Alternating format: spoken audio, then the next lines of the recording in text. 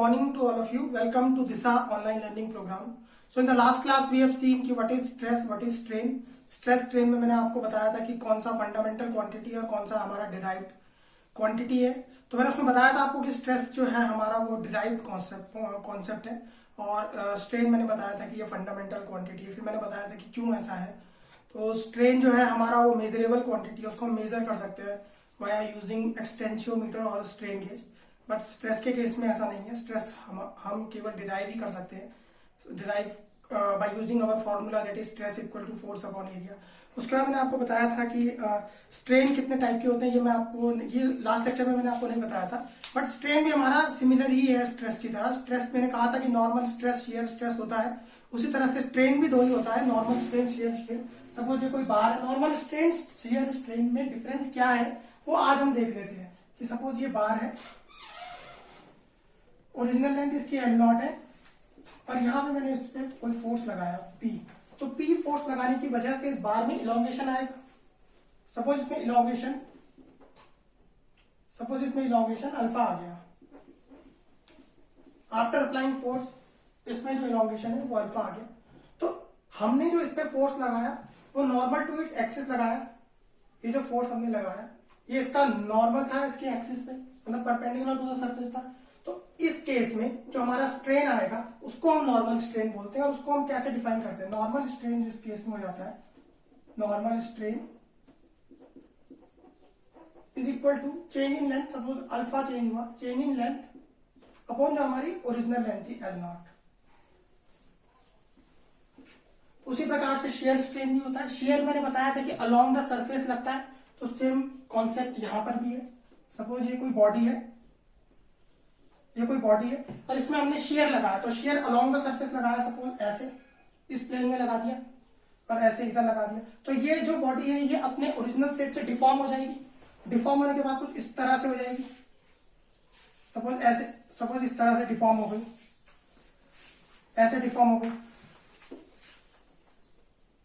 ऐसे ये body deform हो गई. तो ये थीटा इसने यहां पर बनाया, सॉरी थीटा एंगल यहां पर बनाया और थीटा यहां पर. तो ये जो शेयर स्ट्रेन हो जाएगा θ1 प्लस θ2. तो ये हमारा शेयर स्ट्रेन हो जाएगा. तो शेयर स्ट्रेन और नॉर्मल स्ट्रेन कुछ नहीं है, ये भी स्ट्रेस की तरह है, नॉर्मल स्ट्रेस और शेयर स्ट्रेस. अब हम देख लेते हैं अपना जो हमने लास्ट क्लास में मैंने आपको बताया था कि stress strain curve, wild strain curve बताया था, उसको एक बार रिवाइज कर लेते हैं. और उसमें मैंने आपको बताया था कि ट्रू स्ट्रेस स्ट्रेन कर्व क्या होता है, इंजीनियरिंग स्ट्रेस स्ट्रेन कर्व क्या होता है. ये जो हमारा कर्व है ये इंजीनियरिंग स्ट्रेस स्ट्रेन कर्व है, और ये जो यहाँ से ऊपर चला गया इसको हम ट्रू स्ट्रेस स्ट्रेन कर्व बोलते हैं. मैंने इन दोनों के बीच में आपको डिफरेंस बताया था कि ट्रू स्ट्रेस क्या होता है, इंजीनियरिंग स्ट्रेस क्या होता है, ट्रू स्ट्रेन, इंजीनियरिंग स्ट्रेन, इन सबके बारे में डिफरेंस बताया था. मैंने कहा था कि ट्रू स्ट्रेस अगर हमें निकालना है तो ट्रू स्ट्रेस होता है कि force upon area at that instant. फिर मैंने बताया था इंजीनियरिंग स्ट्रेस क्या होता है, force upon actual area of the bar. वैसे ट्रू स्ट्रेन और इंजीनियरिंग स्ट्रेन होगा true strain change in length upon area at that instant, change in length upon length eight that instant. उसी तरह engineering strain जो हमारा होगा change in length upon original length. Original length मैंने आपको बताई थी कि ऐसे हमने कोई बार ली थी, ये बार ली थी, इसमें हमने कहा था कि ये L0 है, इसको मैंने गेज लेंथ कहा था, इसको गेज लेंथ कहा था, और इसी को मार्किंग लेंथ भी कहा था कि इसके रिस्पेक्ट में हम इलॉन्गेशन देखेंगे. बाहर को जब स्ट्रेच आउट करेंगे तो ये जो मार्किंग हमने यहाँ पे की है, ये मार्किंग कितना आगे चली गई, तो उसके रिस्पेक्ट, इस गेज लेंथ के रिस्पेक्ट में हम देखेंगे. इसलिए हमने गेज लेंथ यहाँ पर लास्ट लेक्चर में मैंने आपको एक चीज नहीं बताई थी. ये जो गेज लेंथ होता है इसकी वैल्यू कितनी लेते हैं हम लोग, ये ऑब्जेक्टिव एग्जाम में पूछ लिया जाता है कई बार कि गेज लेंथ की वैल्यू क्या होती है. तो गेज लेंथ की जो वैल्यू हमारी होती है that is equal to 5.65 under root A0. A0 क्या होता है, इसका एक्चुअल एरिया. एक्चुअल एरिया मतलब एरिया, एक्चुअल एरिया नहीं, original area. This is the original area, starting area भी बोल सकते हैं. दिस इज ओरिजिनल एरिया, या स्टार्टिंग एरिया, और स्टार्टिंग एरिया.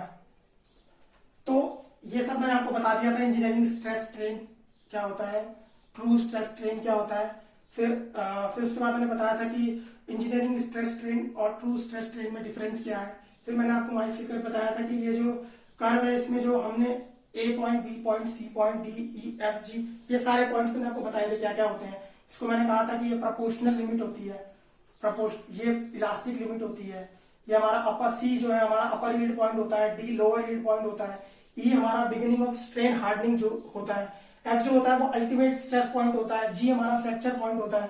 फिर मैंने बताया था कि हमने जोन लिए थे, ओ ए जोन लिया था। ओ ए जोन में मैंने आपको दो खास बात बताई थी कि ओ ए जोन में stress is proportional to strain होता है। ओ ए जोन में मैंने आपको बताया था कि स्ट्रेस जो है हमारा वो प्रोपोर्शनल टू स्ट्रेन होता है।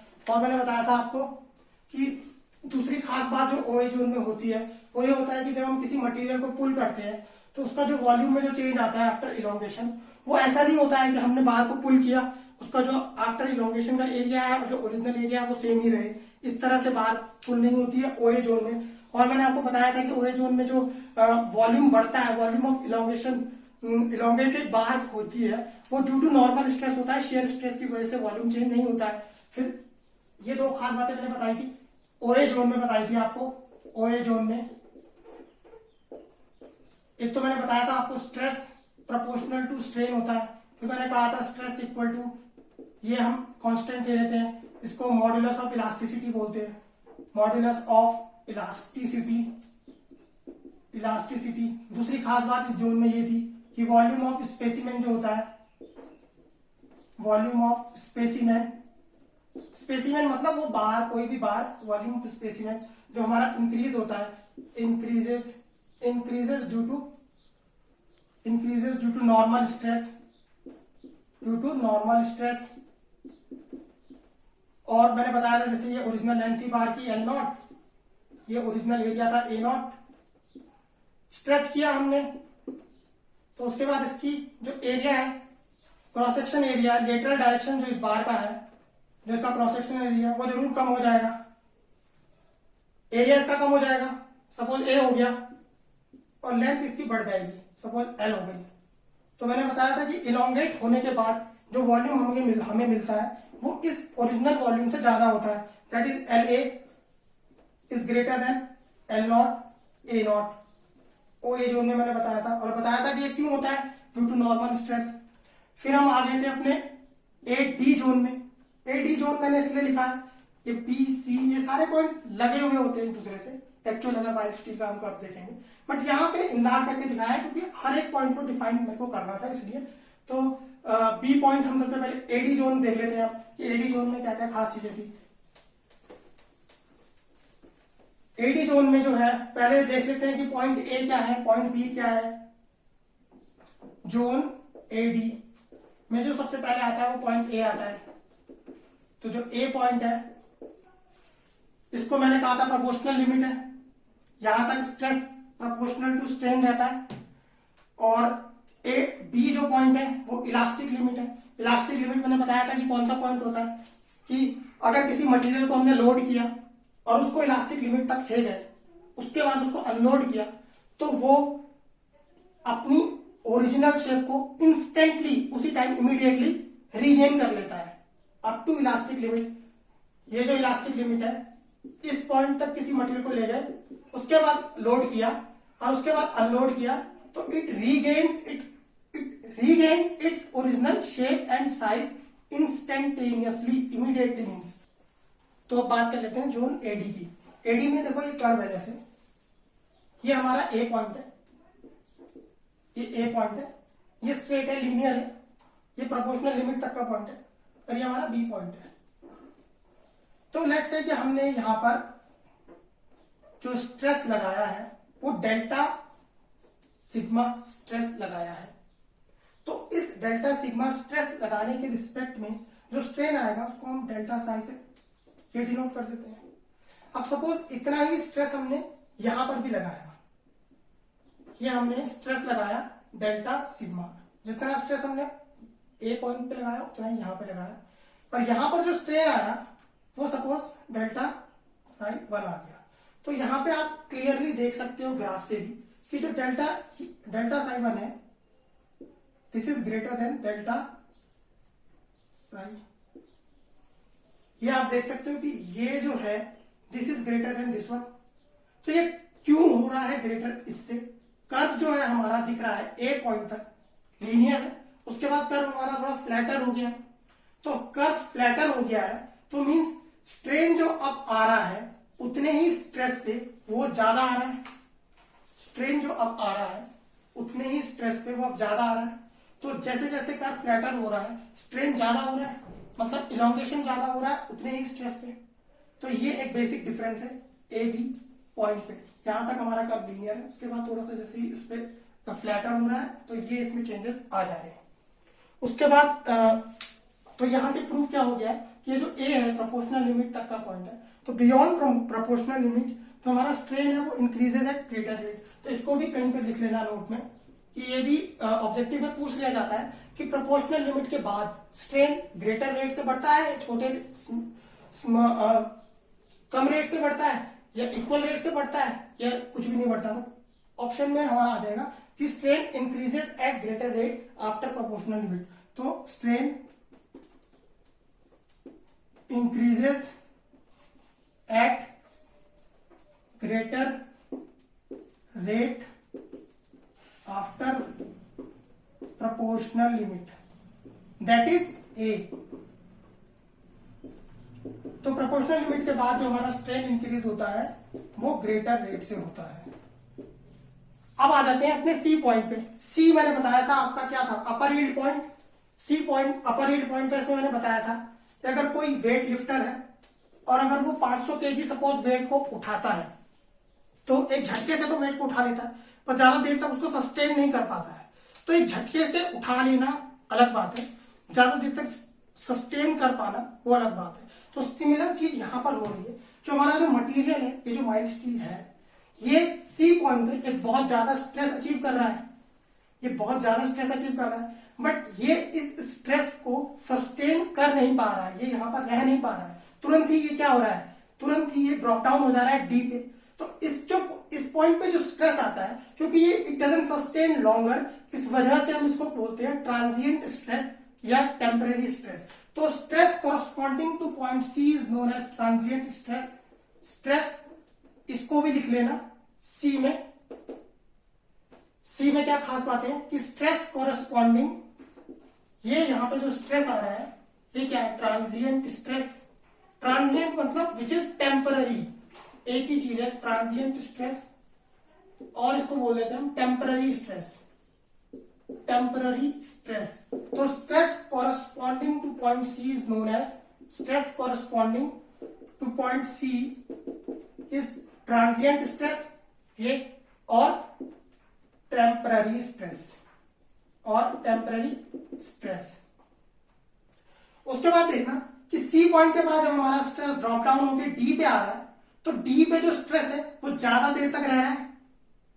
डी पे जो स्ट्रेस है वो ज्यादा देर तक रिटेन रह रहा है। तो डी पॉइंट के कॉरस्पॉन्डिंग ही जो स्ट्रेस हमें मिलता है उसको ही हम यील्ड स्ट्रेस ऑफ मटेरियल बोलते हैं। तो stress corresponding to point D, ये डी की खास बात है, stress corresponding to point D, stress corresponding to point D, yield stress, ये हम आरसीसी में ही पढ़ेंगे यील्ड स्ट्रेस को, एफवाई को बोलते हैं। उसके बाद देखो डी से ई हमारा क्या है, प्लास्टिक जोन है। डी से ई प्लास्टिक जोन है विदाउट इंक्रीजिंग स्ट्रेस, स्ट्रेस में कोई इंक्रीज नहीं कर रहे हैं, फिर भी मटेरियल में स्ट्रेन आ रहा है, एज इफ मटेरियल इज, ऐसा लग रहा है कि as if material is flowing, material flow हो रहा है विदाउट इंक्रीजिंग स्ट्रेस, स्ट्रेन लगातार आ रहा है, इसलिए डीई जोन को हम प्लास्टिक जोन बोलते हैं। फिर ई पॉइंट से देखो अचानक एक ऐसा जोन आया कि मटेरियल ने स्ट्रेन के अगेंस्ट रेजिस्टेंस उत्पन्न हो चुका है। तो वो यहां पे दिख रहा है कि अब जो इलोंगेशन हमारा बार में मटेरियल में हो रहा है वो फ्री में नहीं हो रहा है, जैसे डीई में फ्री में हो जा रहा है, यहाँ पे अब फ्री में नहीं हो रहा है, इसलिए हम इसको बोलते हैं strain hardening zone. Means material is offering resistance against stress now. तो ई है स्ट्रेन हार्डनिंग जोन और एफ है अपर यील्ड पॉइंट। तो ये देख लेते हैं कि ईएफ जोन में क्या खास बातें हैं। ईएफ जोन में खास बातें तो यही है कि मटेरियल इज ऑफरिंग रेजिस्टेंस। अब ये मटेरियल जो रेजिस्टेंस ऑफर कर रहा है ये क्यों कर रहा है, this is due to material offering resistance, this is due to, ये Fy है, इसके कॉरेस्पॉन्डिंग जो स्ट्रेस है वो Fy है। तो material offering resistance due to crystalline structure in the material, कुछ मटेरियल में कुछ क्रिस्टलाइन स्ट्रक्चर जो है उसके चेंज, उनमें चेंजेस आने की वजह से उसमें रेजिस्टेंस आ रहा है। तो ईएफ जोन में ये चीजें खास बात है। फिर आ जाते हैं एफजी जोन में, नेकिंग जोन में। तो नेकिंग जोन एफजी में क्या देख रहे हैं आप कि स्ट्रेस गिर रहा है, मींस फोर्स गिर रहा है। तो अचानक एक ऐसा जोन भी आ गया कि हमारा जो स्ट्रेस है वो गिर रहा है, अचानक यहां बढ़ रहा था अचानक गिर रहा है। तो ऐसा क्यों गिर रहा है? अब ग्राफ से देख के तो हमें दिख रहा है साफ साफ कि गिर रहा है, बट इसका लॉजिक मैंने आपको दिया था कि ये जो हमारा कर्व है, ये जो गिर रहा है, ये इंजीनियरिंग स्ट्रेस स्ट्रेन कर्व है, और ये जो बढ़ रहा है ये ट्रू स्ट्रेस स्ट्रेन कर्व है। तो true stress strain curve, engineering stress strain curve up to elastic limit का कोई खास चेंज मटेरियल में नहीं आता है, रिफॉर्म होता है, मतलब इलॉंगेट होता है, वापस ओरिजिनल पोजीशन में आता है। इसलिए इसको लेने का लॉजिक ये था। अब यो मैं लास्ट लेक्चर में आपको बता भी चुका हूं। अब ये देख लेते हैं एफजी जोन में जो क्रॉस सेक्शन पुल फोर्स है हमारा वो गिर रहा है, स्ट्रेस गिर रहा है। तो इसका देख लेते हैं कि हमारा जो इंजीनियरिंग स्ट्रेस है वो दिख रहा है कि ये गिर रहा है, और स्ट्रेस क्या होता है? Force upon area, force upon area. तो इंजीनियरिंग स्ट्रेस में मैंने आपको कहा था कि जो हम एरिया लेते हैं ओरिजिनल एरिया लेते हैं। ये जो हमारा एरिया होता है ये ओरिजिनल एरिया होता है, ओरिजिनल एरिया। तो ये तो चेंज होगा नहीं। अब अगर स्ट्रेस गिर रहा है तो मतलब फोर्स गिर रहा है, फोर्स गिर रहा है, ये यहां से प्रूफ हो रहा है कि इंजीनियरिंग स्ट्रेस गिर रहा है तो जरूर फोर्स गिर रहा होगा, क्योंकि एरिया तो गिर नहीं सकता। तो फोर्स गिर रहा है तो उसका लॉजिक हमें यहां से मिल गया कि स्ट्रेस गिर रहा है। फिर आप एक चीज देखिए कि इंजीनियरिंग स्ट्रेस तो गिर रहा है स्ट्रेसिंग, पर ट्रू स्ट्रेस स्ट्रेन तो बढ़ रहा है, और उसका बढ़ने का लॉजिक क्या है? तो ट्रू स्ट्रेस मैंने क्या बताया था आपको? ट्रू स्ट्रेस भी फोर्स अपॉन एरिया, बट कौन सा एरिया? Area at that instant. मैंने आपको प्रीवियस लेक्चर में बता दिया कि instant at area at that instant का क्या मीन है। तो एरिया एट दैट इंस्टेंट, तो यहां से तो हमें दिख रहा है कि फोर्स गिर रहा है, यहां से ये भी दिख रहा है कि ट्रू स्ट्रेस बढ़ रहा है। तो क्या चीज इसमें होगी, चेंजेस क्या इस फॉर्मूले में आप करने पड़ेंगे जो ये प्रूव हो जाए कि ट्रू स्ट्रेस बढ़ रहा है, फोर्स भी गिर रहा है। तो एरिया के साथ हम कुछ कर सकते। एरिया क्या हो रहा है? बहुत ज्यादा गिर रहा है, तो मतलब जो हमारा एफजी रीजन में जो मटेरियल है उसका क्रॉस सेक्शन बहुत ज्यादा रिड्यूस हो रहा है, मतलब नेकिंग आ गई क्या सेक्शन में? तो मटेरियल में क्या आ जाती है? नेकिंग आ जाती है। मींस पहले मटेरियल ऐसा था, एफजी जोन से पहले, एफजी जोन के बाद मटेरियल ऐसा हो गया, नेकिंग आ गई, मटेरियल में नेकिंग आ गई, तो उसको नेकिंग जोन भी बोलते हैं। This zone is also known as necking zone, necking zone, necking zone, this zone is also known as necking zone. तो यहां तक मैंने आपको बता दिया था। और अब आज हम देखते हैं कि माइल्ड स्टील, ये तो हमारा जो माइल्ड स्टील था ये कंप्रेशन टेंशन में था। आज हम देखने जा रहे हैं कि कंप्रेशन में क्या होता है। कंप्रेशन में कुछ नहीं होता है, सब कुछ सेम रहता है। मॉडुलस ऑफ इलास्टिसिटी हमारा सेम रहेगा, Fy हमारा सेम रहेगा, यील्ड स्ट्रेस सेम रहेगा। बस कंप्रेशन जोन और stress strain curve for mild steel in tension and stress strain curve for mild steel in compression में डिफरेंस बस ये है कि माइल्ड स्टील किसी भी मटेरियल को अगर हम कंप्रेस करते हैं तो क्या होगा? उसका एरिया बढ़ जाएगा, मतलब यहां पर क्या होगा? बल्जिंग हो जाएगी। तो बल्जिंग अगर हो जाएगी तो एरिया क्या होगा? बढ़ जाएगा।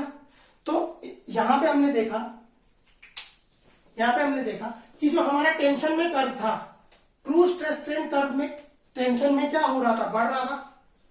True stress strain curve, true stress strain curve, true stress strain curve in tension हमारा क्या हो रहा था? बढ़ रहा था। अब ये true stress strain curve compression में हमारा गिर जाएगा, डिक्रीज होगा। True stress strain curve tension compression में, इन कंप्रेशन हमारा गिरता है।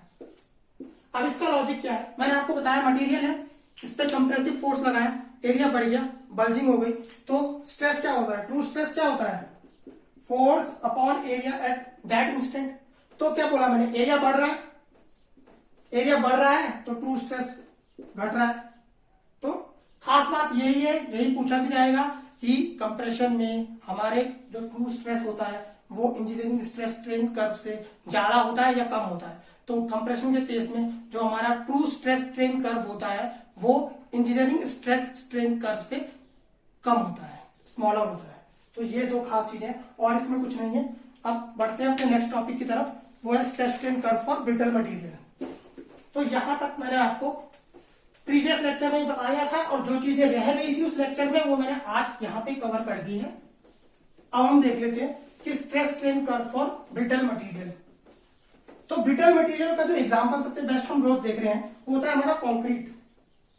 कंक्रीट हमारा ब्रिटल मटेरियल होता है। और एक चीज खास बात यहाँ पे ये लिख लेना कि ऑब्जेक्टिव में पूछ लेते हैं कि जो फेलियर होता है, माइल्ड स्टील क्या है हमारा, ductile.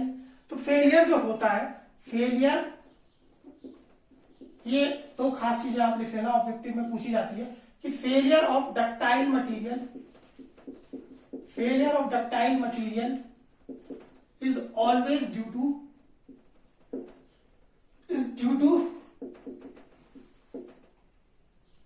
failure of ductile material is due to और failure of brittle material is due to। तो डक्टाइल मटेरियल में जो फेलियर होता है वो हमारा shear स्ट्रेस की वजह से होता है, shear स्ट्रेस। और फेलियर ब्रिटल मटेरियल का is due to normal stress.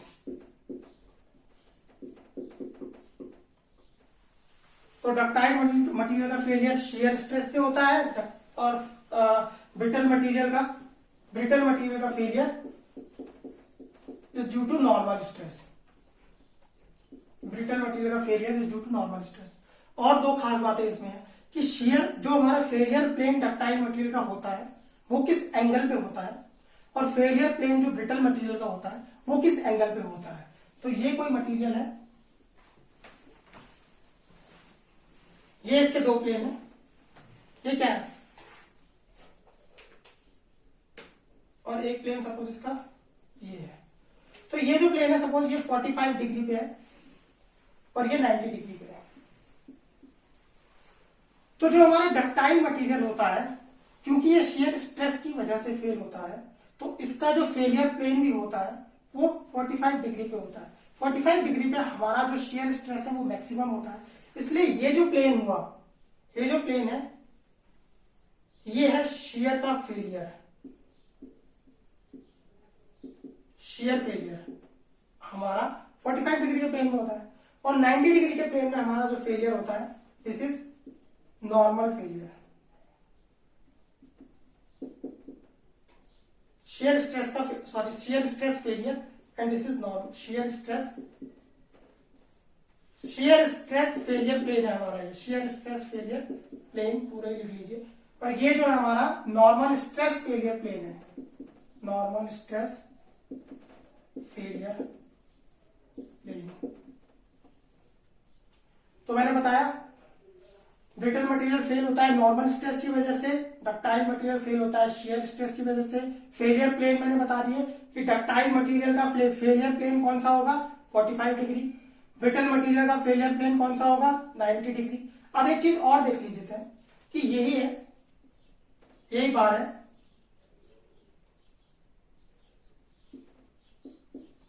यही बार है।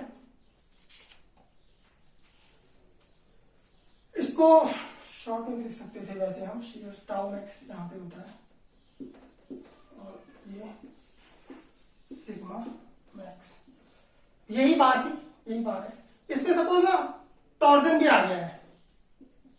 टॉर्जन क्या होता है, मैंने बताया था ट्विस्टिंग मोमेंट होता है in the very last lecture, first lecture, second lecture में शायद बताया था टॉर्जन। तो टॉर्जन अगर किसी बार में आ गया तो इसको याद, तो जो हमारा ये दो प्लेन है, ये 90 डिग्री पे, ये 45 डिग्री पे, तो जो डक्टाइल मटेरियल का जो फेलियर अब होगा ड्यू टू टॉर्जन, वो डक्टाइल मटेरियल का जो फेलियर अब होगा टॉर्जन लगने के बाद, वो अब 45 डिग्री पे नहीं होगा, टॉर्जन लगने से उल्टा हो जाता है। टॉर्जन लगने पे अब जो डक्टाइल मटेरियल का फेलियर होगा वो ये होगा, ये 90 डिग्री वाला जो फेलियर है ये अब डक्टाइल मटेरियल का फेलियर होगा।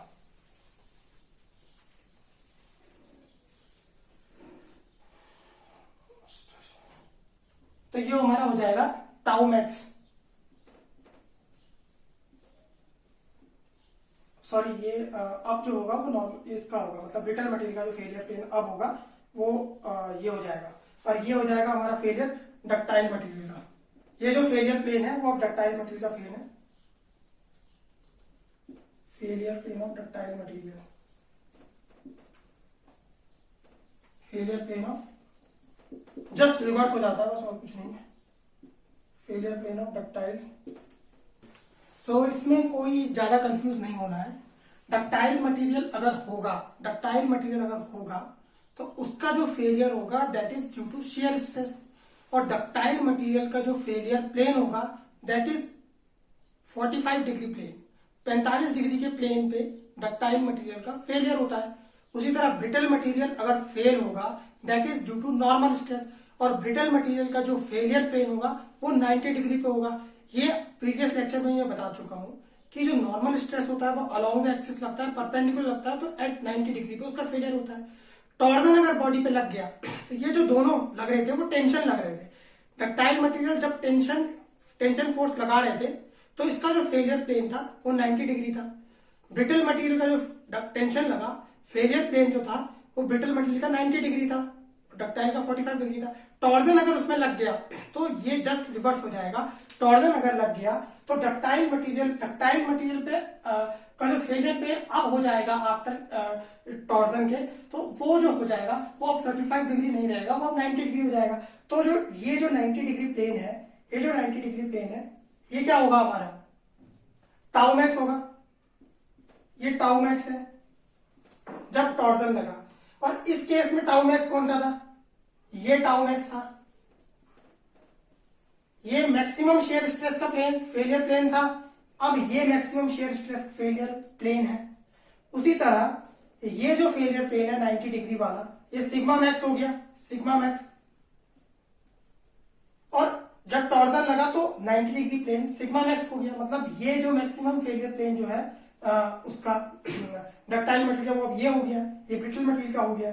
तो सिमिलरली इसी लॉजिक से हमने ये देखा, जस्ट रिवर्स कर दिया और कुछ नहीं है। इसको हम एक चार्ट बना लेते हैं, उससे ज्यादा समझ में आएगा। समझ में तो खैर यहाँ पे मैंने समझा दिया है, पर ऑब्जेक्टिव में अगर क्वेश्चन पूछेंगे तो ये चार्ट आप लोग याद कर लेना। इसी से क्वेश्चन आएगा कि सपोज हमारा जो मटेरियल है, अब आप लोग खुद से बताइए क्या क्या है, मैंने अभी तक आपको समझाया।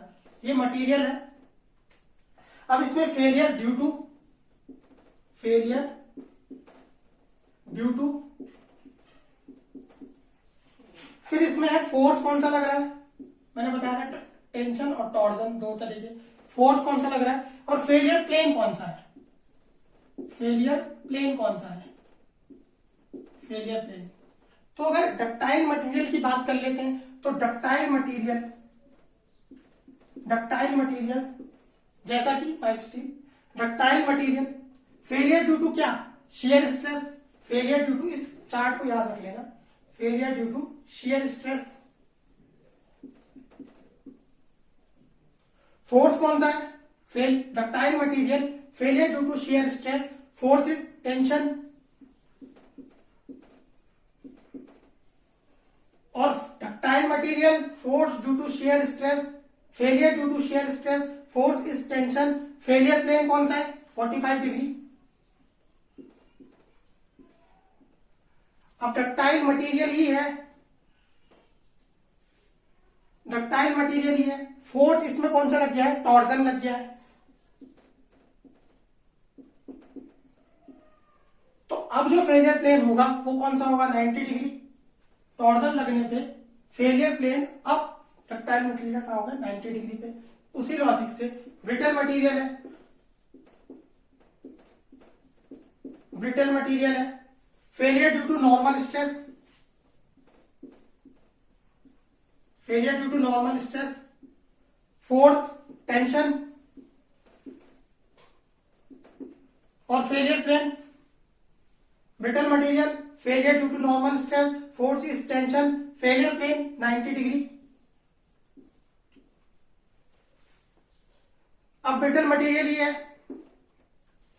फोर्स अब हमारा टेंशन नहीं रहा, टॉर्जन आ गया है, टॉर्जन आ गया है। तो अब जो फेलियर प्लेन होगा वो क्या होगा, फेलियर प्लेन क्या होगा, 45 डिग्री। इसको एग्जांपल से भी समझ लेते हैं। आपने स्कूल टाइम में चौक देखी होगी, या देखनी होगी तो आप देख लेना। चॉक होती है, चॉक को जब ट्विस्ट करते हैं, चॉक क्या होता है, हमारा ब्रिटल मटेरियल होता है, चॉक को जब ट्विस्ट करते हैं, टेंशन नहीं, ट्विस्ट करते हैं, तो वो जब टूटेगा तो वो जिस प्लेन पे टूटेगा वो हमारा 45 डिग्री प्लेन होगा। तो चॉक जो है हमारा ब्रिटल मटेरियल है, अगर उसको हम ट्विस्ट करते हैं तो वो जब फेल होगा तो उसका जो फेलियर प्लेन आप ट्विस्ट करके देख लेना, वो 45 डिग्री ही उसका फेलियर प्लेन, 45 डिग्री पे ही वो ब्रेक होगा। तो ये कुछ चीजें थी ऑब्जेक्टिव पॉइंट ऑफ व्यू से इंपॉर्टेंट थी, ये मैंने आपको बता दी है। और अब देख लेते हैं हम लोग कि ब्रिटल मटेरियल का जो स्ट्रेस स्ट्रेन कर्व है। तो ब्रिटल मटेरियल का जो स्ट्रेस स्ट्रेन कर्व है, ब्रिटल मटेरियल मैं आपको कंक्रीट का बताने जा रहा हूं, ठीक।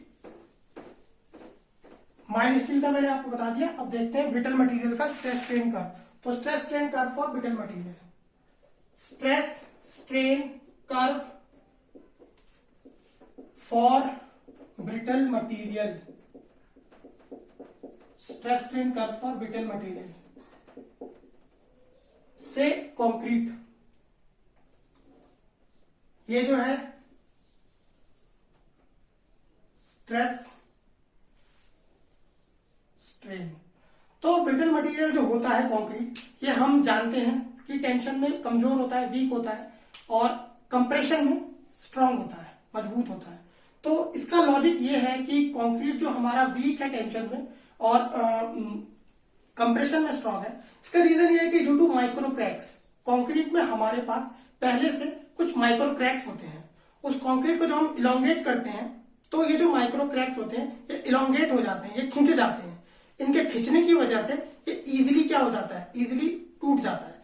और यही कंक्रीट है, इसको जब हम कंप्रेसिव फोर्स इस पे लगाते हैं तो due to these micro cracks get breeze out, ये आपस में ब्रीज आउट हो जाते हैं, मींस क्लोजर हो जाते हैं, क्लोजेस्ट कॉन्फ़िगरेशन में आ जाते हैं, जिस वजह से हमारा जो ब्रिटल मटेरियल होता है लाइक कंक्रीट, वो कंप्रेशन में स्ट्रांग होता है और टेंशन में वीक होता है। तो ये जो स्ट्रेस स्ट्रेन कर्व मैं ब्रिटल मटेरियल का बनाने जा रहा हूं, इसको दो जोन में बनाने जा रहा हूं। ये जो ऊपर वाला जोन हमारा है, दिस इज टेंशन जोन, और जो नीचे वाला जोन है दिस इज हमारा कंप्रेशन जोन। तो this zone is tension zone and this one is compression zone. तो ये जो ब्रिटल मटेरियल का स्ट्रेस स्ट्रेन कर्व है वो कुछ इस तरह से जाता है, ये, और यहां पे यहां पे ये गया यहीं तक, ये, और यहां ये चला गया, ये हमारा ये अल्टीमेट स्ट्रेस पॉइंट हो जाता है, हमारा ultimate fracture point, ultimate stress point या fracture point, ultimate stress point. और ये जो हमारा कर्व है ये है कंप्रेशन जोन में, ये जो कर्व है हमारा ये है कंप्रेशन जोन में। तो आप कर्व को देख के बता सकते हैं, आप कर्व को देख के बता सकते हैं कि लॉन्गर पोर्शन कौन सा है, कंप्रेशन जोन वाला या टेंशन जोन वाला। ये देखिए आप, ये हमारा टेंशन जोन है और ये हमारा कंप्रेशन जोन है। सपोज ये जो इसको x मान लेते हैं और इसको y मान लेते हैं, तो यहां पे भी हम देख रहे हैं कि जो y है वो ग्रेटर देन x है। इसका लॉजिक मैंने अभी आपको बताया। कंप्रेशन में जो हमारा मटेरियल है, ब्रिटल मटेरियल, उसकी स्ट्रेंथ ज्यादा होती है, तो यहां पे स्ट्रेस ज्यादा बॉडी ज्यादा ब्रिटल मटेरियल ज्यादा कंप्रेसिव फोर्स झेल सकता है, सिंपल सी बात है, इसलिए y is greater than x। और जो खास बात इसमें है कि linear portion of stress strain curve is more in, ये मैंने बता दिया, ये कहीं पे लिख भी लो कि जो linear portion of stress strain curve है in brittle material is more in compression than tension due to micro cracks which gets breeze out in compression and gets elongated in tension। इसको आप लिख लीजिए, ये इसमें कुछ खास बात है। और फेलियर प्लेन और ब्रिटल मटेरियल ये मैं सब आपको बता चुका हूं अभी, 90 डिग्री होता है, डक्टाइल के केस में 45 डिग्री होता है, अगर टेंशन लगाओ टॉर्जन में जस्ट इसका रिवर्स हो जाता है। और अब हम बात कर लेते हैं, अभी तक तो हमने जो स्ट्रेस स्ट्रेन कर्व देखा, ये हमने प्रॉपर्टीज ऑफ मटेरियल का इंडिकेशन देखा। अब हम देख लेते हैं कि क्या क्या प्रॉपर्टीज होती है मटेरियल में जो हमको रीड आउट करनी है, जो हमें स्टडी करनी है। तो पहली जो प्रॉपर्टी हमें पढ़नी है दैट इज ब्रिटल फ्रैक्चर। तो ब्रिटल फ्रैक्चर क्या होता है वो देख लीजिए। ये पर्पस क्या था कर्व समझाने का पर्पस क्या था? पर्पस था कि प्रॉपर्टीज ऑफ मटेरियल का जस्ट हमने इंडिकेशन देखा कि क्या प्रॉपर्टीज होल्ड करता है। अब हम देख लेते हैं कि एक्चुअल प्रॉपर्टी क्या क्या हमें पढ़नी है। तो इसमें जो पहली प्रॉपर्टी आती है दैट इज ब्रिटल फ्रैक्चर। तो पहली प्रॉपर्टी जो है वो है ब्रिटल फ्रैक्चर। ब्रिटल फ्रैक्चर इसको आप सुन लीजिए क्या होता है, लिखवाया मैं बाद में दूंगा, जस्ट पहले समझ लीजिए कि ब्रिटल फ्रैक्चर होता क्या है। सपोज आपने कोई कैंडल देखी होगी, मोमबत्ती, तो मोमबत्ती को अगर हम जला देते हैं, गर्म करते हैं, उसके बाद उसको खींचते हैं तो टूटने से पहले थोड़ा इलोंगेट होता है, उसके बाद वो टूटता है। उसी मोमबत्ती को, उसी कैंडल को अगर हम ठंडा रखते हैं, cold ambient condition, room temperature, जिस टेम्परेचर में हम रहते हैं उस कंडीशन में अगर उसको इलोंगेट करेंगे तो तुरंत ही टूट जाती है, मतलब वो as a brittle material behave करती है। बट जब हम उसका टेम्परेचर बढ़ा देते हैं तो it behaves as a ductile material. तो क्या होता है कि जो मटेरियल एम्बिएंट टेम्परेचर में डक्टाइल बिहेव कर रहा हो, सब जीरो टेम्परेचर पे या ऊपर के टेम्परेचर में ब्रिटल बिहेव कर रहा हो, मीन्स अपना जो बिहेवियर है वो रिवर्स हो जा रहा हो, मतलब चेंज हो जा रहा हो, तो ऐसे कंडीशन में जो डक्टाइल है लेकिन सब जीरो टेम्परेचर पे वो ब्रिटल बिहेव कर दे, तो ऐसे फ्रैक्चर को हम बोलते हैं ब्रिटल फ्रैक्चर। सपोज मुझे कोई कंस्ट्रक्शन करना है राजस्थान में, राजस्थान गर्म एरिया, मुझे कुछ कंस्ट्रक्शन करना है वहां पे, और सपोज मैंने स्ट्रेन भी 5% तक उसमें मान लिया कि 5% तक स्ट्रेन आएगा भी बॉडी स्ट्रक्चर में, तो हमारा जो स्ट्रक्चर है वो सेफ रहेगा। तो कंस्ट्रक्शन करना था राजस्थान में। अब मुझे वही जो स्ट्रक्चर मेरे को राजस्थान में कंस्ट्रक्शन करना था, वही स्ट्रक्चर मुझे अंटार्कटिका में भी कंस्ट्रक्ट करना है। तो ऐसा नहीं है कि हमने लोडिंग कंडीशन देख ली कि इस डिजाइन लोड के लिए ये स्ट्रक्चर हमने बनाना है और हमारा जो स्ट्रक्चर है जो राजस्थान में बनेगा वो वहां पे भी फुलफिल हो जाएगा, वहां पर भी मतलब वो सेफ रहेगा।